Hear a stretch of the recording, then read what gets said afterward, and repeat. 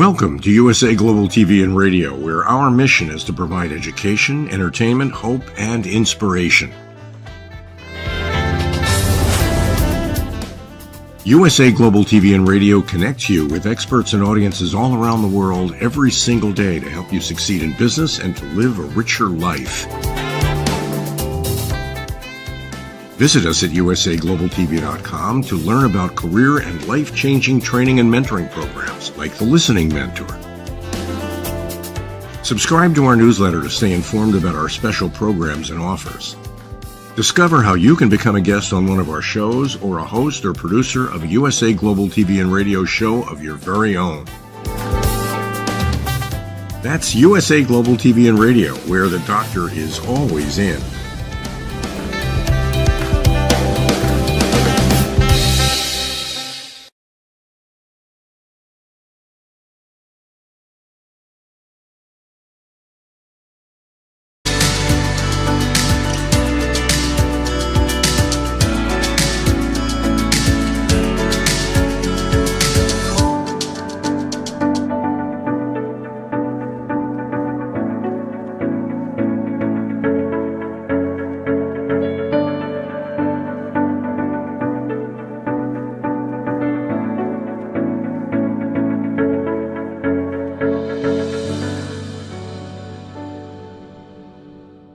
Hello, beautiful soul family, and welcome to Weekly Wisdom and Insights, your home for spiritually guided transformation and empowerment. I am your host, Dearjames, and together with the unseen, Spirit, Source, and Symphony, we look at the current energies, the divine wisdom, and we go as guided. And par for the course, we are wrapping up February, this leap year. Tomorrow is going to be February 29th. And we have a very interesting play with numbers. Multiples, so multiple 2s, multiple 8s, multiple 28s, multiple 10s. You see there's this doubling effect going on. And again, as you're joining from around the globe, put a comment in, say hello, let us know where you're joining from, and remember that we take your comments and questions live throughout the show. So let's jump in. I'm going to show you the current energies, and we're going to leap in. See, there's that leap year. We're going to leap in and notice all of the 2s, all of the 8s. And there's going to be something very interesting that is occurring today. And you will see how this also plays. It's a Mercury, Saturn, and the Sun are conjunct, meaning it's a CAZIMIS. And they are conjunct and in Aquarius. And you will see how it also sits, that has not occurred, this Mercury, Saturn, Sun, CAZIMIS being conjunct is rare, and it hasn't happened in 28 years. Welcome, Alicia. Welcome, Olivia. And so, again, the 28. So here up on the screen, we have the main energies. It's 2 representing the receptive and to reflect. 28 is about critical mass and how we adjust this, how we're reaching this critical mass, and with our main theme, which you will see in a moment, how this critical mass adjust is at an apex moment. It's an 8-year all year long. It's unite. They culminate. All of these double 28s, the 2 and the 8 become a 10, double 10s become a 20. It's contemplation. It's a higher overview. And then, of course, it all reculminates back to the 2. So we begin with the 2, we bookend with 2s. And the 2, again, the receptive, the reflect, the divine feminine, the divine mother, grace, intuition, knowing. And so we have all of these doubles.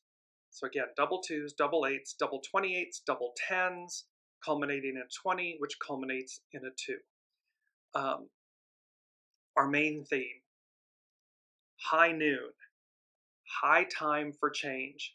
So the unseen says, high noon, high time for change.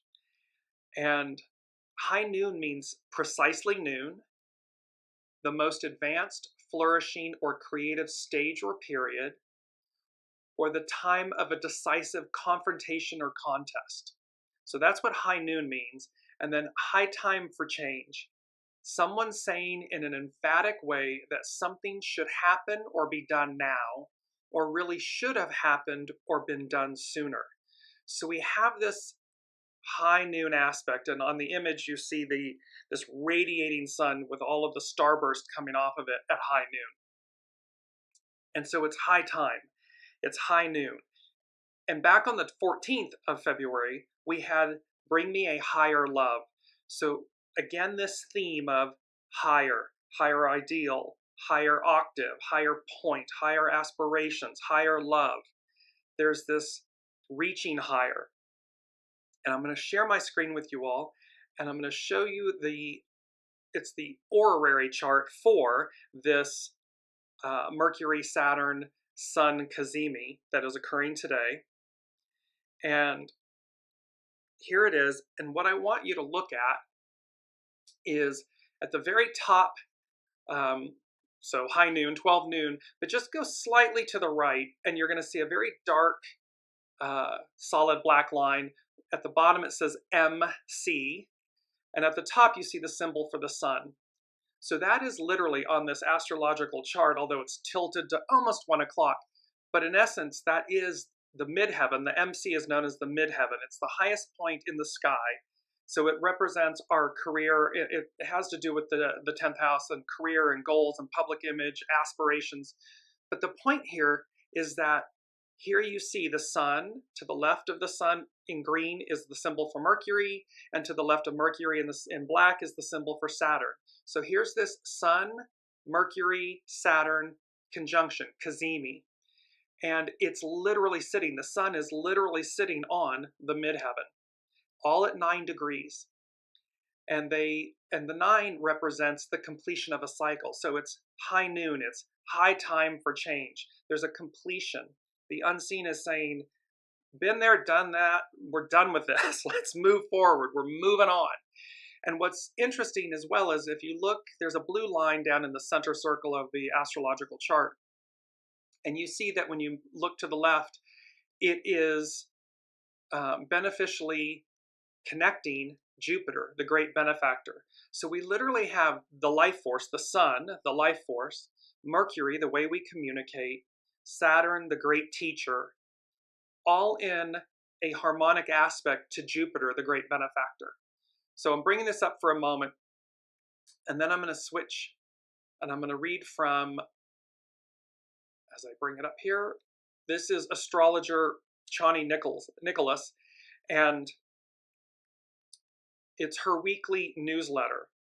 And if you don't know Chani Nicholas at ChaniNicholas.com, by all means go and visit her. Much like Pam Youngin's, two very different astrologers and yet beautiful messaging. But here's what Chani has to say about this CAZIMI that's occurring today. She says, on February 28th, we have a rare alignment of the Sun, Saturn, and Mercury, who are all gathered at 9 degrees Pisces. When a planet makes an exact conjunction with, aka is in the same place as, the Sun, traditional astrologers view it as a special moment in that planet's travels. This is called a CAZIMI, which means in the heart of.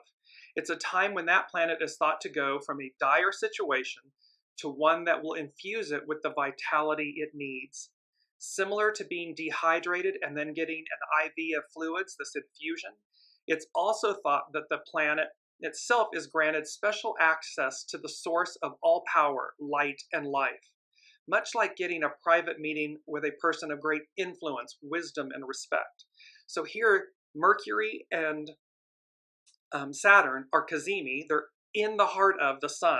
So they're being revitalized. They've completed a cycle, this 9, and they are coming back to be rejuvenated.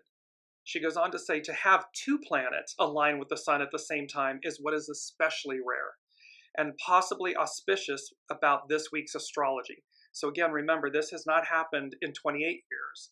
So it was 1996 when this CAZIMI of Mercury, Saturn, and the Sun last occurred.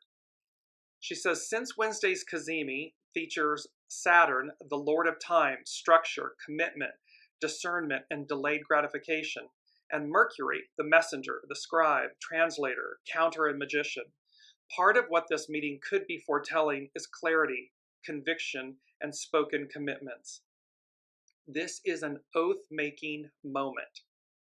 She goes on to say, and because they're all convening in Pisces, a sign that is known for its vulnerability, imagination, universalism, poetry, kindness, compassion, empathy, and ability to dissolve all boundaries, this astrological event can be thought of as a prayer, an articulation of our commitment to all that we find holy in the world and beyond. This is about coming back to our center, coming back to our life force, our authentic nature. And the word truth, so along with this higher aspect, the word, everything about being high, higher, high noon, high time, not being high in the literal, in the other literal sense, the word truth. So keep the word truth in mind as well. She goes on to say, and because they're, in the world beyond, Pisces tends to the soul of a situation, not the societal demands placed upon it. It dreams boldly and softly of a world where no one is sacrificed, left, or lonely. Mercury is said to be in double trouble in this sign. And remember all these doubles, double twos, eights, tens, 28s, as it is the home of both Mercury's fall and exile. Here, the planet of communication, Mercury, ponders names of worlds yet to manifest that whisper to us through dreams and insights, paying little mind to the reality at hand. The unseen, we have been talking about this, about the world to come, the world before us. And so here the planet of communication ponders names for worlds we've yet to manifest that whisper to us through dreams and insights, paying little mind to the reality at hand. It's like we've been speaking about this, it's not that the world events are not occurring, but it's to pierce the illusion, to look beyond them to the world before us, the one that came before us and the one that is literally before us, in front of us. Chani goes on to say, still, this can be helpful medicine to those of us swamped by fury at the current depravity of the world. Saturn has been in Pisces since March of 2023 and will be here until May of 2025. The Madame of Boundaries becomes a deep-diving meaning sea, mer creature in Pisces, giving shape to our devotion, or embodying the shape of devotion itself. Saturn's time here is an invitation to commit to tending to the soul of our lives and our world. It's not about the ego, mind, personality anymore. It's not about divine patriarchy and divine masculine. It is about divine feminine, Aquarian age, matriarchal. So this tending to the soul of our lives and our world. The two together being purified, fortified, and infused with soul's sacred light, the sun, is a meditation in a holy space. The holy space of dreaming what is possible. It is about connecting with our soul source connection, with our intuition, with the world that is before us, that is to come, and that we are an active participant. Now, she goes on, she was speaking about some other things, and I just want to pick this up because it was so profound. In conclusion, Chani Nicholas, the astrologer, she says, if I search for what is kind and good and moral, I find a lot of it. And that is what I want to commit to with these CAZIMIS. I pray that I will not let this moment diminish my belief in what is possible. I will not let it make me lose faith in us. I will not let my rage consume me, and I will not let it burn the bridge between us. I will remain fortified by the prayers and actions of my fellows, my fellow humankind, human beings. I will remain inspired by all the ways that the human spirit persists and wants to know beauty, love, and freedom. I will remain open to the dream that millions upon millions of us have, the dream of a world where no one is less than, no one's humanity is reduced, no one's God is withholding. I will radically commit to the truth that we all deserve to be liberated from systems of supremacy. I promise to let my heart be broken again and again and still seek the sweetness of a beloved's embrace. I promise to pray for the courage to act when it is my time. I promise to remain curious.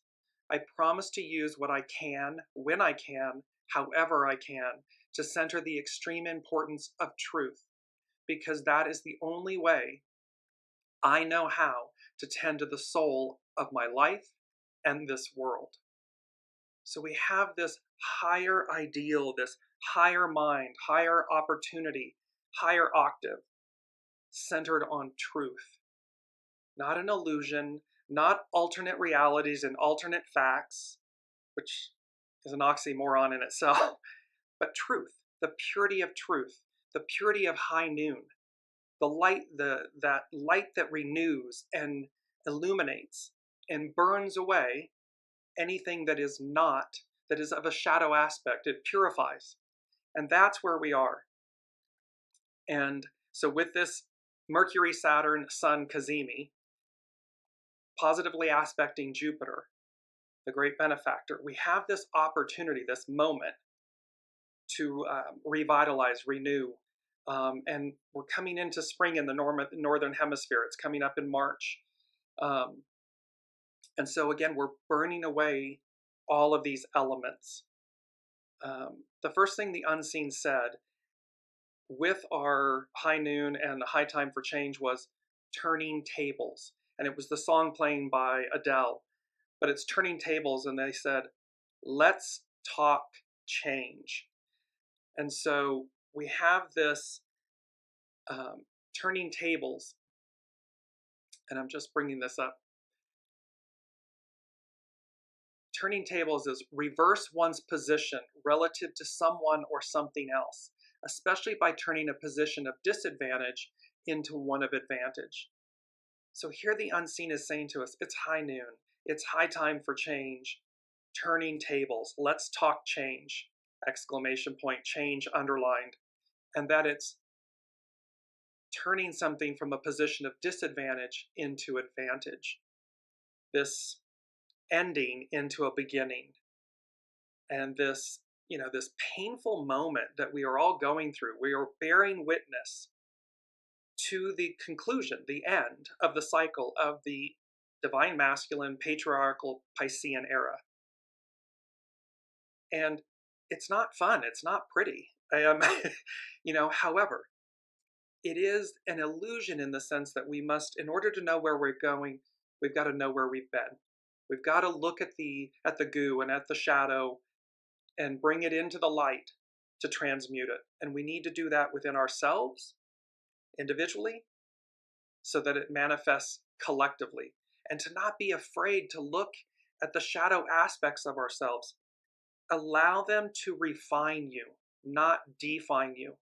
There are no mistakes, only choices. And where our choices lead us are the experiences that we will have. But they're choices. And so everything is divine and neutral, everything's purposeful, and this is where, and then we look to leap forward, to embrace and move forward.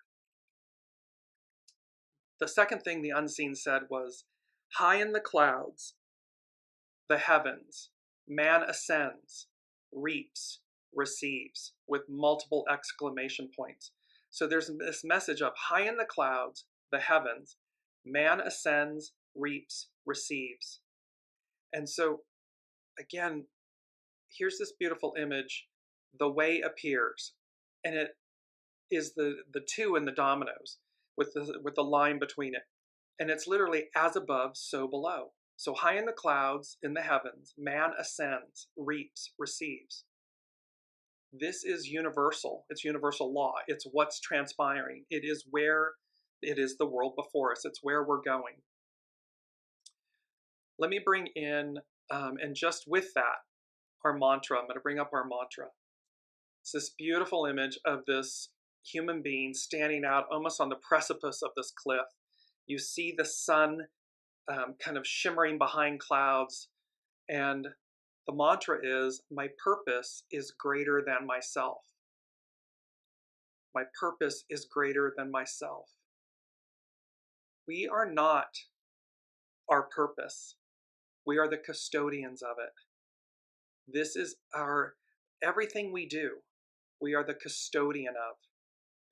And you will see some of the Sabian symbols coming up where when we identify with our life experience, with our purpose, with our masks and labels and titles and status and everything, we're disconnected, we're lost.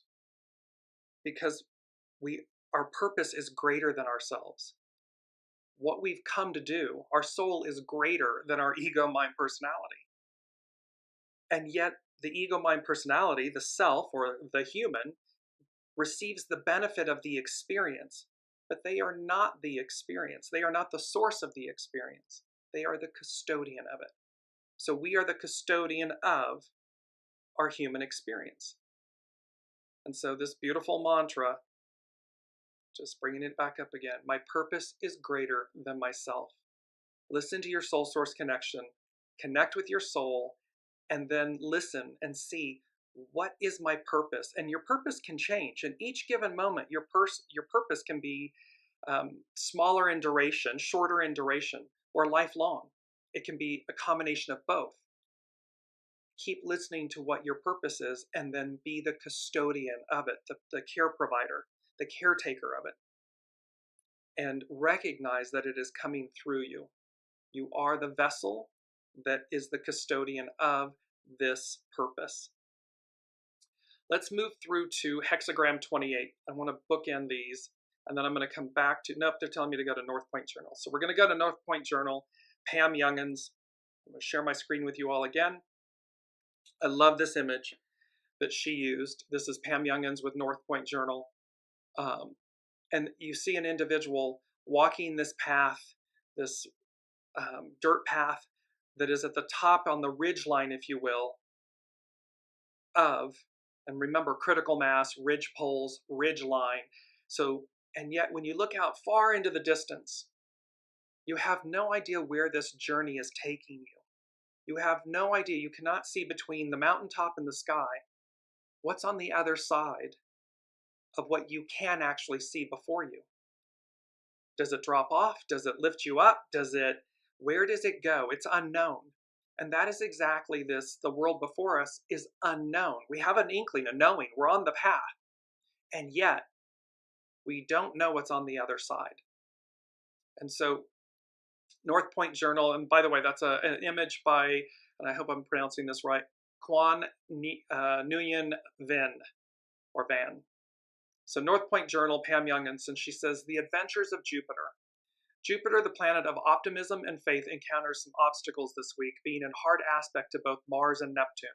We may find our beliefs challenged by circumstances that are outside of our conscious control in the days ahead, or perhaps feel disillusioned by something that has not lived up to our ideals or expectations. The Mars-Jupiter square is exact to the degree on Tuesday, February 27th. This was yesterday. But its influence colors at least a day or two on both sides of that date.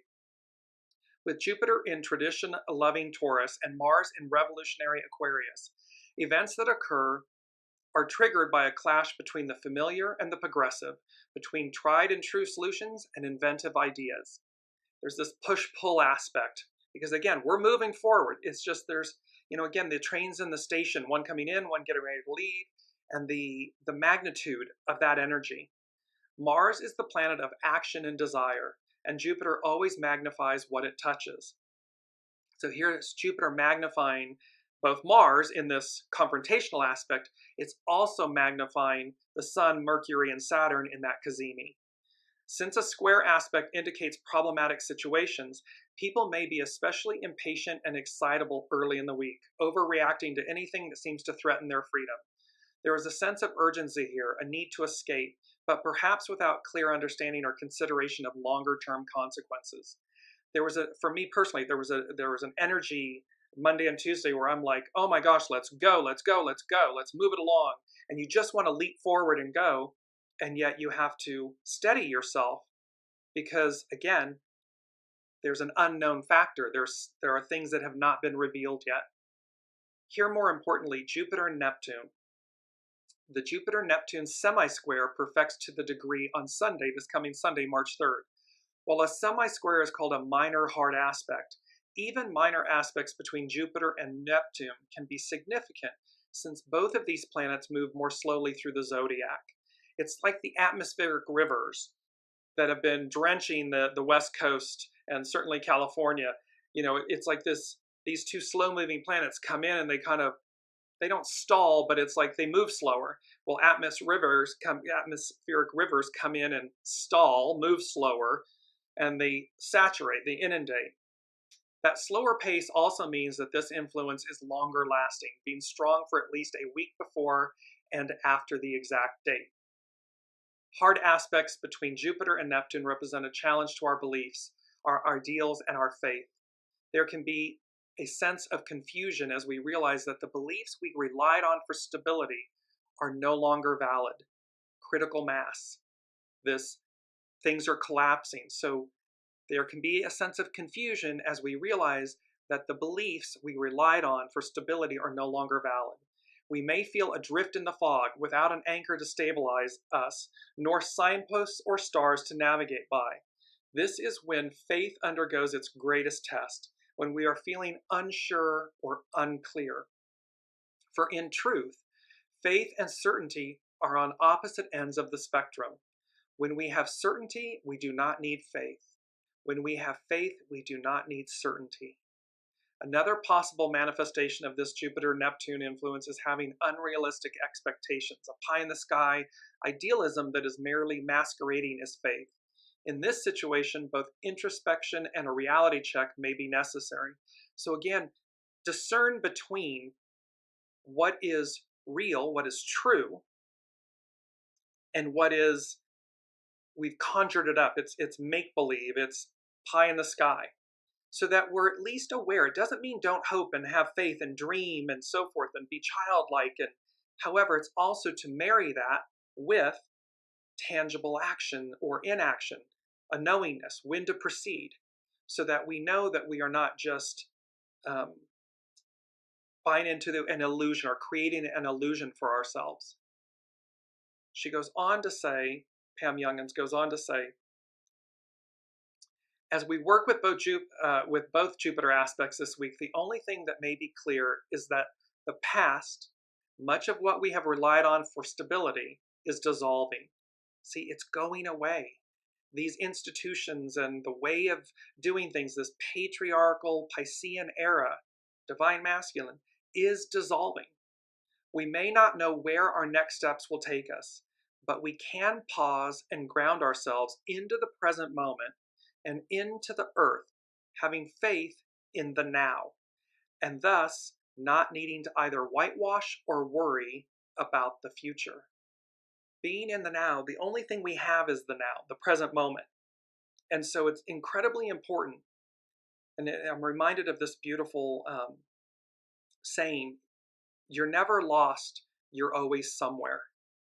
And so whether it's literally directionally lost, you're lost, or you feel you're lost, stop and say, I'm never lost, I'm always somewhere. Soul, where am I? Check in, take stock, find this higher octave, this higher knowing, this higher message, this truth. Because over and over and over again, the message is about truth, high noon, the illumination of truth, which is purity. It is, the truth speaks for itself. So, because number 3, the unseen, you see my hands going, the unseen, it's number 3, the Trinity, this whole thing. And they said, the unseen said, higher ideals change the world. Higher ideals change the world. And then they said in quotes, can change the world. Can change the human experience, exclamation point. So what's required of us? So they're saying to us, the unseen is saying to us, higher ideals change the world, can change the world, the human experience. Well, that means we have to choose them. We have to be willing to choose and to embody, to become higher ideals, higher versions of ourselves. That is what is required of us. As we go to hexagram 28, because it's so on point, critical mass, its action is to adjust. Its hidden influence is one, the creative, the divine masculine, the creative, initiate. To choose something is to initiate. It's to know, the receptive, and then to act upon it. These higher ideals. Its underlining cause, nourishing vision, nurture. That we're to nurture ourselves. We're to nurture the soul of ourselves, the soul of a nation, the soul of humanity, the soul of Mother Earth, the soul, that we're to nourish it, cherish it, choose it as the higher ideal, because that higher ideal can change the world. It certainly, it does change the world, was their point, but it can. It can because we're not choosing it. So critical mass can have the message that something is too much, or a situation has come to a condition of critical mass, and an adjustment is needed. This high noon, high time for change. The roof has become too heavy for the support of the ridge poles or the foundation. And let me just go to number 5 at this point. The unseen 5E, they said, the ridge poles burning, the ridge poles collapsing. I advance because I can. So imagine you're in a structure and the roof structure is ablaze. It's burning. It's collapsing. You don't just stand there and watch it collapse and fall down on you. The ridge pole's burning, collapsing. I advance because I can. You make an assessment. You recognize that I am to move forward. I am to remove myself from danger, from harm. Whatever this critical mass, the ridge poles, whatever they can represent a relationship in your personal life, a place of employment, something where you're stuck, any number of things, mental thoughts, any one of these things and a combination thereof can represent the ridge poles burning and collapsing. The sun burning, this CAZIMIS, it's talking about burning away, the 9, they're at 9 degrees. It's the completion of a cycle. It means that we are all being guided and directed to look at what are the ridge poles, what are the tents where the ridge poles are collapsing and burning. We see it in our society. We see it all across the world, across the globe, where the old mentality, the old way, so the tent, this structure, is in need of adjustment. The roof has become too heavy to support for the support of the ridge poles or the foundation. They're going away. And we're meant to then move ourselves, advance. I advance because I can. And remember this beautiful image that we've had. This has been for quite some time in the shows, this image of advance. So important. Advance, advance, advance. And do so again with cautious advance, treading, 10, cautious advance. Olivia's saying the sun flares this past week really messed up communications, right? They're constantly burning away. These sun flares are constantly affecting Earth, our bodies, our structures, our communications, our infrastructures, because they're going to be higher. So exuberance of thought or ideas are weighing down on an old foundation that was built to support the past. See, enthusiasm, exuberance, this knowing of thought or ideas of what's to come, the world before us, are weighing down on an old foundation that was built to support the past. Being out of touch with the reality of the situation or excess of some kind can be at play. Critical mass suggests the hidden influence of the creative at the root of the situation, where this tension is actually the driving force of great creativity and accomplishment. The creative is, in the divine masculine, in its purity, in its creative force, is to initiate, to advance, to move forward. It is to effect change. It is to bring it about. The receptive is to know that it's required, that it's present, that it's time. And how when they work in tandem with one another, how artfully divine and beautiful that is, because your going is guided. You know what to do and when to do it.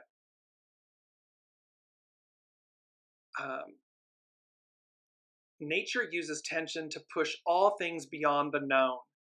Opposites collide and all are lifted to a higher, more sustainable level. Even while critical mass feels uncomfortable, it will lead to a readjustment. In this case, you may have to push beyond what you feel is limiting you by adapting and adjusting. Nature adapts and adjusts. It reaches to the light. It is naturally harmonic. It will go where it knows. It just effortlessly goes where it knows to go. It doesn't stop to say, oh, should I grow this way or that way? It grows where it knows to, where the sun leads it. You may need to stand alone with no support during this time of crisis and simply give form to your vision. Too much of a good thing is not always good, so critical mass can also suggest moderation. See this treading, correct discipline, this correct advance or cautious advance. Nourishing vision without putting it to proper use reveals an underlying cause of perhaps needing to, quote, come out and show the world what you have been working on, where you have been hidden. So what this is saying is nourishing vision without putting it to proper use. It's like sweeping your house and then leaving it, never picking it up with the dustpan. It's like creating things, becoming things, knowing that you, and never showing them to the light of day, to the world. So this whole perhaps needing to come out and show the world what you have been working on. This can be a perfectionist who spends a lot of time practicing but is fearful of competition or feedback. Look to your work to stand on its own merit. Remember, what is yours is yours. It's not competition, it's collaboration. Anybody that's in competition, you don't have to compete for something that's already yours. Just show up, listen to your divine soul source connection, be the custodian of the purpose, let it come through you, be as authentic and truthful and pure, and allow it to speak for itself. Should it be meant to? And remember, the audience, life is like art. Not every piece of art is for every person. Actors, they know this all the time. They get rejected all the time. Why? Because the producers, the director or somebody they have a vision of what they want. It has no bearing on the actor or actress. It's just that these two things aren't aligned. When they are aligned, it's magic. It's magical. It's amazing. So don't take it personally. Work through, but keep showing up. Keep revealing yourself. Because if no one ever sees your greatness, it's the bushel under, the light under the bushel basket. No one will ever see it.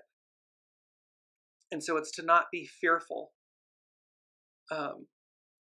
So look to your work to stand on its own merit. Believe in what you are doing and don't worry about support and acceptance, because that is the message of this hexagram. Be undaunted. However, this can be a situation where ideas have taken over what is actually witnessed as experience. You may be heaping an old way of thinking on a foundation of the past. Either way, a quantum leap, it's a leap year, it's a leap month. They have talked to us about leaping forward. Remember this leapfrog. Here's the image. It was one of our mantras, leapfrog. And we go straight to higher status. 11, the most intuitive, to 42. 42 representing the Godhead, the God source, and this quantum leap. So we have this, either way, a quantum leap into a new way of interacting is in the air, age of Aquarius, fixed air. The old way of interacting is not sustainable, and the old paradigm will crumble. Critical mass holds the essence of the sage's greatest lesson, tranquility in disturbance. It means being in the center of the storm, being in the eye of the hurricane.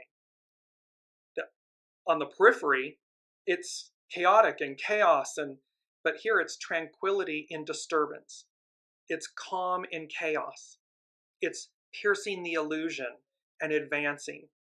It's recognizing high noon. It's high time for change and advancing with it. It is not expectation that you hold to. It is the certainty that everything is unfolding perfectly to create change. You succeed because you find that the tension can actually generate excitement and the joy of doing the work. Yes, we know the beast we know. Okay, fine. And yet, how exciting is it when the idea comes, when the inspiration comes, when the knowing comes, and then we walk through the fire, this soul, in the heart of the sun, and then we get to the other side and we think, oh, this is so amazing. The joy, the excitement and everything. What took me so long? Why was I waiting? Why was I worried or hesitating? You just do it. You get to it. It's high noon. It's high time for change. I love this, the unseen. Let me just finish up with this. And this is Carrie Hone with CafeAuSoul.com that we're working with from the hexagram 28. When the excessive overwhelms the weak will rise in a chain reaction, whether in politics, the natural world, or within the paradigm of the individual. So see, wherever something within us individually is weak, shadowed, oppressing us, keeping us down, it can be ourselves, literally a thought, a label, a mask, an identity. It's keeping us small. It's keeping us down. When the excessive overwhelms the weak will rise. So our innate nature, our truth, our authenticity will rise. The wind, with the creative at its center, is seeking a transition, but the lake can be viewed as joyous oblivion. From within you, the creative seeks expression, and being naturally yourself is your only option. Truth, authenticity, soul source connection, soul leading the way. It's your only option. Anything less than that, it's not original, it's artificial. It's made up. It's something your ego, mind, personality has masked and layered over the purity and the luminosity of your soul, of your authentic nature. While the ridge pole sags, it furthers one to have somewhere to go. The transition will lead you somewhere. See, you're never lost, you're always somewhere. The transition will lead you somewhere. Critical mass suggests an unnatural condition that contains within it the power for renewal. Critical mass, and think about, so an unnatural condition. Unnatural means it's an ego, mind, personality construct. The reason a higher ideal can change, or the higher ideals change the world. They can change the world. So it's this unnatural condition, these ego, mind, personalities, mass, labels, identities, position, all these things that are unnatural conditions because they're not representative of your true light, your true nature, your divine nature. And so, however, that unnatural condition that contains within it the power for renewal, because the soul is ever present, omnipresent, omniscient, omni-everything. And thereby, when you connect to it, it has the power for renewal. Critical mass is like the explosion of the Big Bang, where new life emerged from a point of nothingness. In actuality, life was already there, just in another form. The world before us is already there. It's in another form. We are rising up to meet it, to greet it, to be worthy of it, to be equal of it. We already are. We just have to unburden, unlayer, unmask. Authenticity and naturalness is life's main thrust. Meeting the challenge becomes your point of re-entry into a more sustainable way of interacting, even if the atmosphere has grown heavy. So it's like meeting the challenge becomes your point of re-entry. This is like, and here's number 4 from the unseen, and it fits so perfectly with this. I heard lost and found, lost and found. And they said right with it, I once was lost, but now am found. And this is a lyric from Amazing Grace. It was written by John Newton. And from Geneva.edu, they said John Newton was a man that despicably sold other human beings in the slave trade. As he states in the hymn, he was a wretch, but God found him. He was saved by God's amazing grace. And it is that grace that sets God's people free when, at the prodding of the Holy Spirit, we freely accept it for ourselves. So this says everything is purposeful. Everything is divine and neutral. There is nothing that you have done or become or chosen that through God's grace and Holy Spirit and so forth, that you cannot overcome, and you cannot come into oneness with the light, source, spirit, symphony, the all that is. However, what's required, like with John Newton, what was required?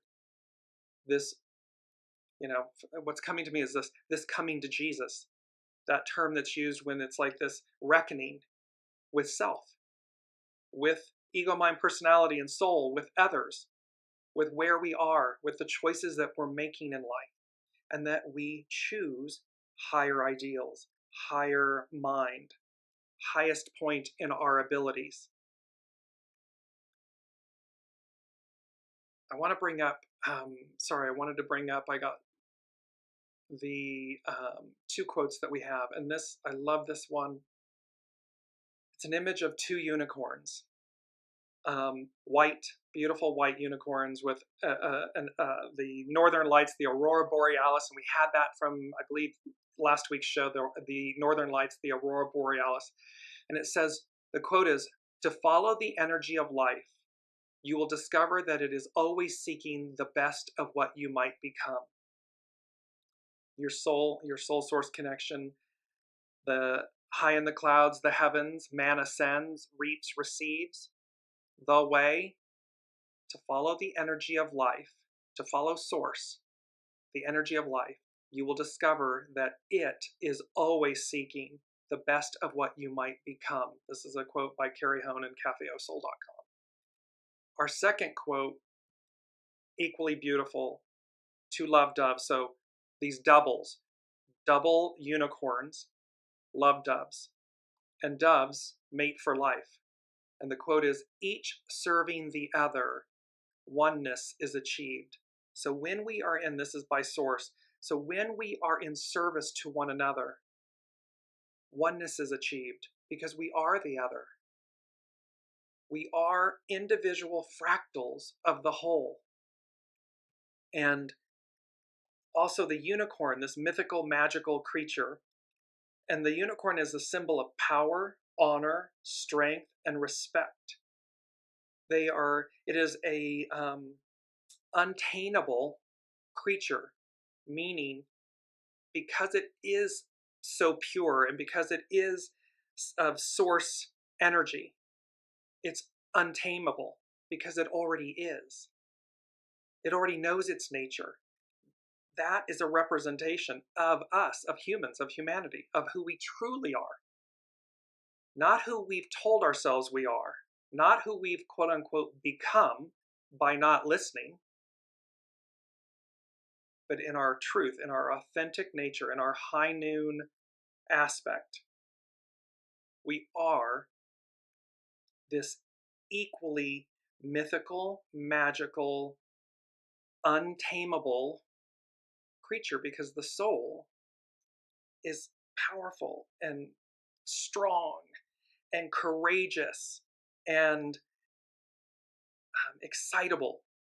It's creation, excitable, and all-knowing, divine feminine, all-knowing. It knows. Number 6 with the unseen, they said, so when the ridge poles are burning and collapsing and I advance because I can, they said, and 6, spirit and service, they said, it's a choice. Choose, exclamation point. And then they said, choose wisely, exclamation point. And thereby, everything is, see, there are no mistakes. Everything is a choice. It's a choice to come here. The soul chooses to come. The soul chooses its soul family. It chooses its lessons and its experiences. It chooses all of this. And then we, as human beings, incarnate. The soul incarnates, chooses, the body chooses. Choice, choice, choice, choice. And so there are no mistakes. There's only choices. And when we allow the choices, and perceived as good, bad, or indifferent, then there's this aspect of recognizing that each time we choose something, we're the custodian of that choice, we're the custodian of that experience.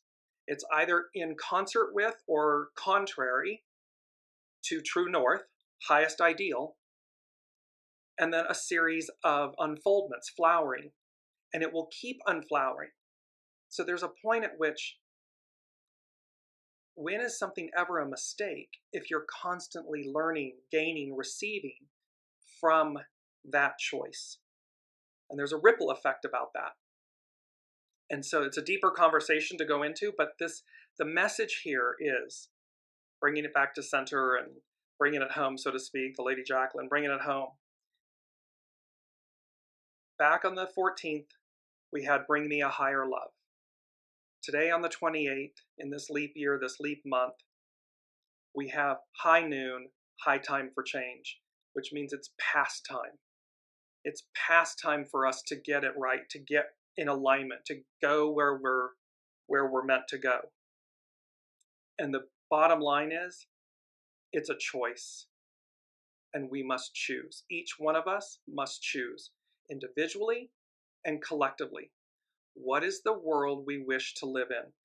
Who are we as an individual? Who do we really, truly want to be?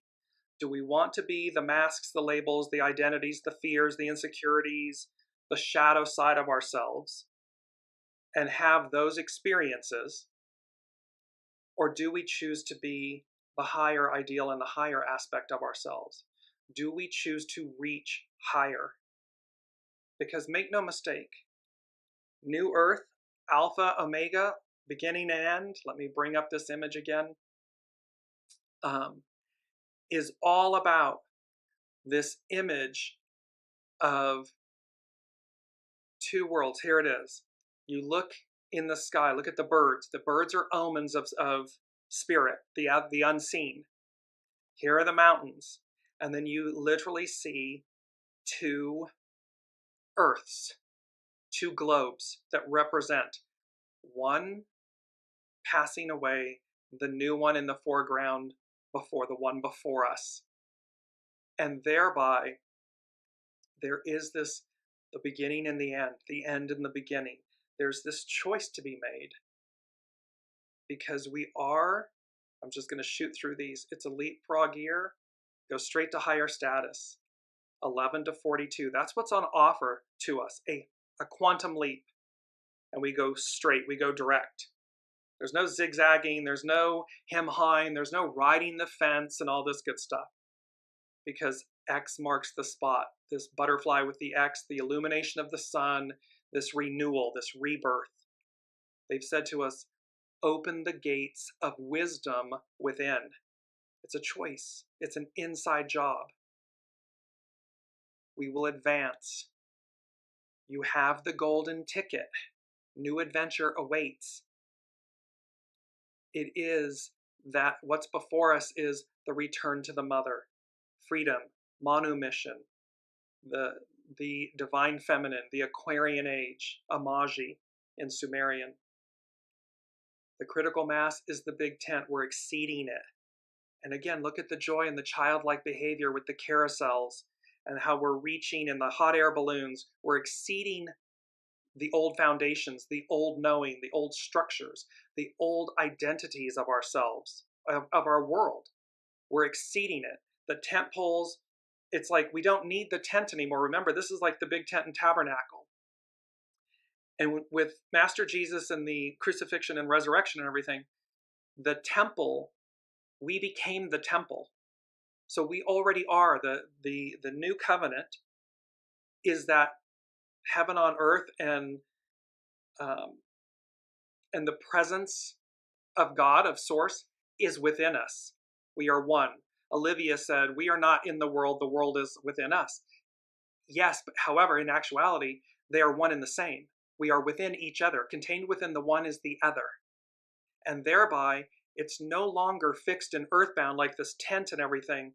We're exceeding it. The ridge poles are burning, are collapsing. I advance because I can. So the unseen is telling us, advance. Because the way appears, as above, so below. So a celestial occurrence, the way appears. And this is the endless knot of karma is broken. The new goes on forever, for eternity. It is not a continuation of the old. It is a completely new order, new way. And so this is Alexander the Great and the Gordian knot.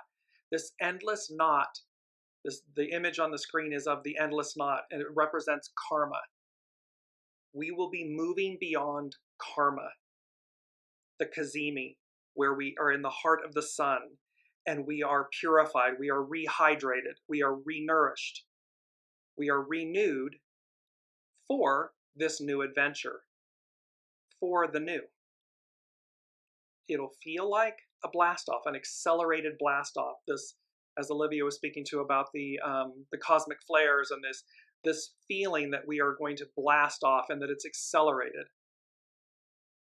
The image from Disney Pixar's Up, where our home, our vessel, our body is our home, is the home of the soul.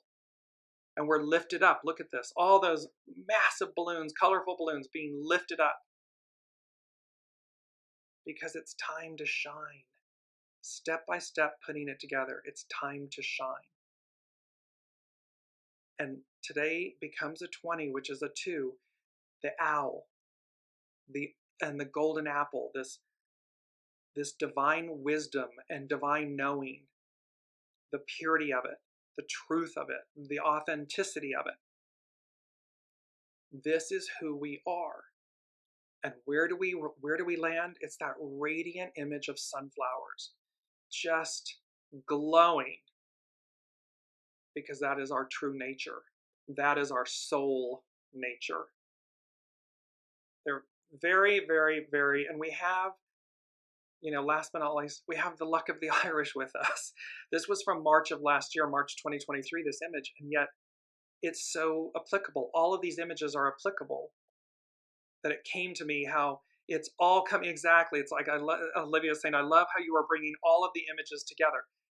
I was just going to say, Olivia, they, the unseen, showed me this morning as I was prepping for the show. They were showing me, look at all of these images and how they all connect, how we've been guiding you so purposefully. And I got goosebumps all over me.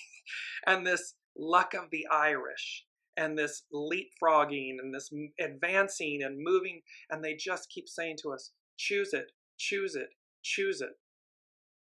And we're going to end with, the Sabian symbols are really powerful. I'm not going to go through all of them. I wish we had more time. I'm going to get to them right now. I want to go to the 2. Let me just bring up the astrological chart. On the chart, you see on your screen, look at the bottom of the astrological wheel, and you will see the moon and the south node.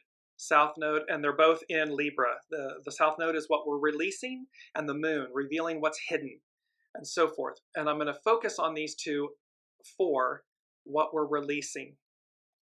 And let me just get to them. And so we have this, here's the moon. Chanticleer's voice heralds sunrise. A chanticleer is the name of a rooster in a fairy tale or a medieval fable.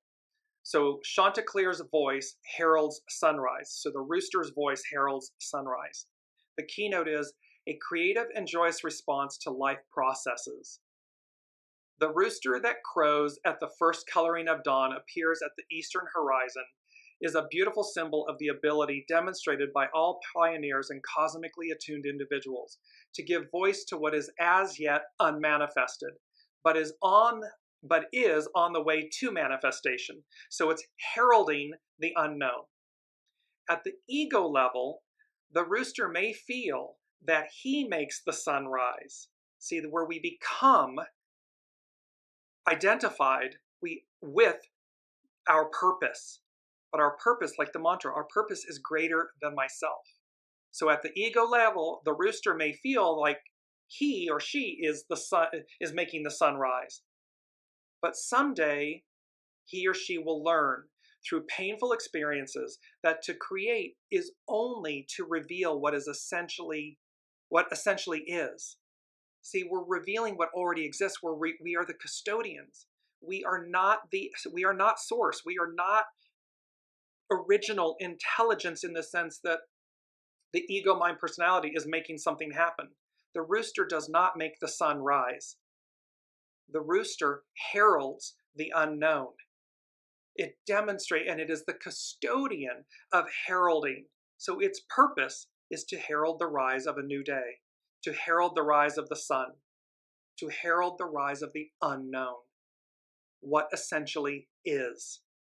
It is the vivid recognition of the as yet unknown in the known. This symbol should make us think afresh about issues we too often take for granted. At every sunrise, there are a few isolated witnesses that herald the coming of a new day. Should you know in your being that the coming of a new day, the world before us, is the new? Be an isolated witness. Embody it. Be it. What is at stake here is the individual's capacity of response to life's renewals. Renewals which are cyclic, predictable, yet always new, always creative. So it is a belief that the sun will always rise. It is a belief that the new world will go on forever. So it can be cyclical, it can be predictable, and yet it's always new and it's always creative because it's unknown, it's ever unfolding. It's what is being manifest. The south node, equally important. So you can see how the moon, the symbol for the moon, is tying in to not associate or identify, to not identify yourself with your life experience, your status, your label, where you live, what you have, who you built. That's all an illusion. What's true is that you're the custodian of it. Now here is the last piece with the south node. 2 men placed under arrest. Think about this against the backdrop of world events. The keynote, a breakdown in the constructive relationship between the individual and society and the expectable result. If it is to remain steady and consistent, every form of order must be able to protect itself by the application of sanctions.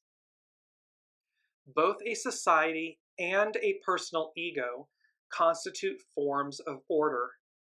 Any form of order excludes what the form cannot securely and safely hold. It excludes or exiles the alien, the unassimilable. It cannot send them to outer space. It must isolate them in a special type of inner space, a prison.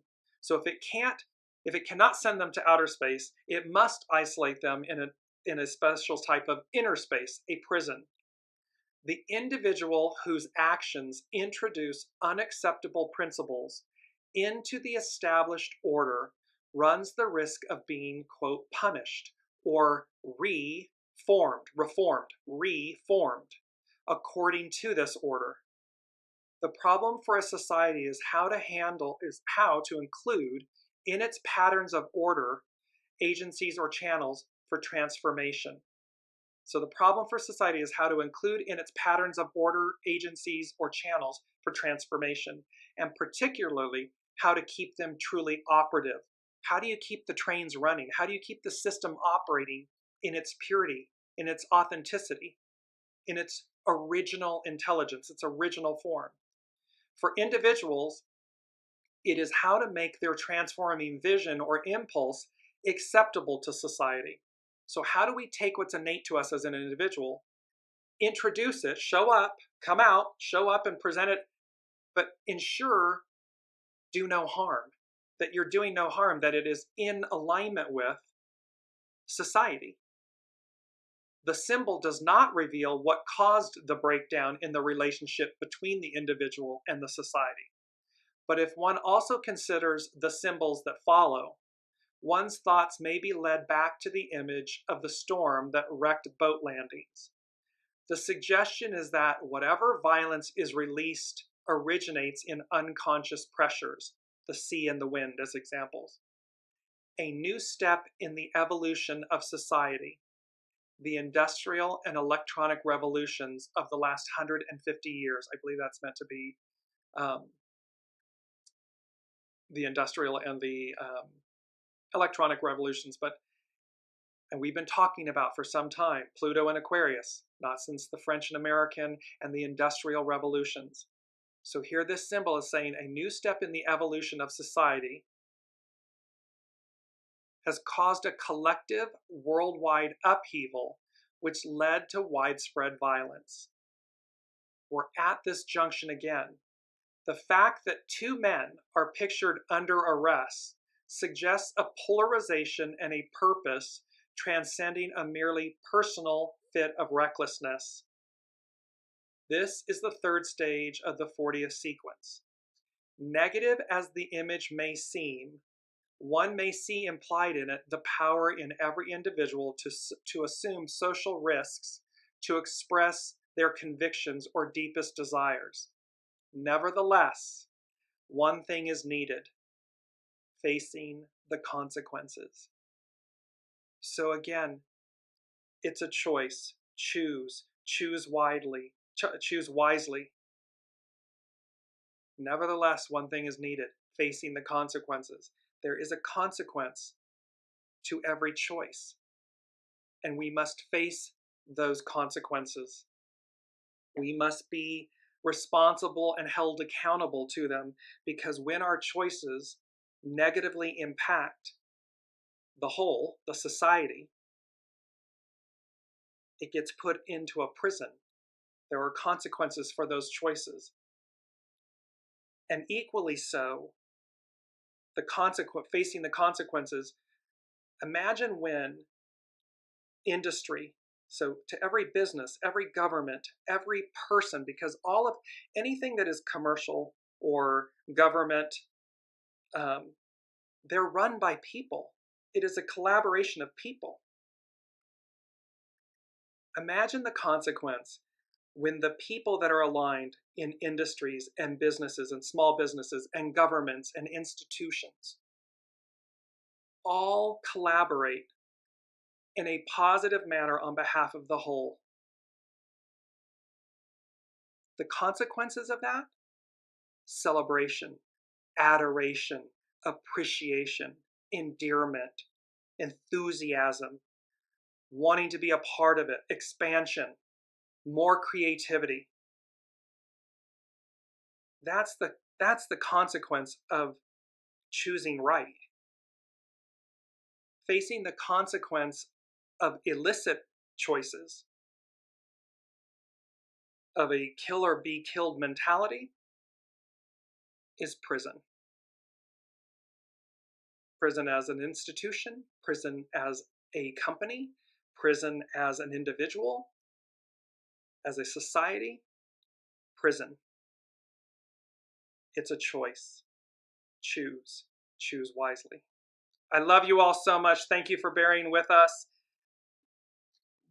For me, what an incredibly wonderful, and I say that to the unseen. This is not, I'm not in any way, shape, or form tooting my horn. I'm tooting the universe's horn, the unseen, spirit, source, and symphony, and just the magic and awe and the purity and truth of their wisdom and their message. I love you all. Can't wait to leap forward and see you all next week in the month of March. Until then, be well, be kind with yourselves and others, and choose wisely.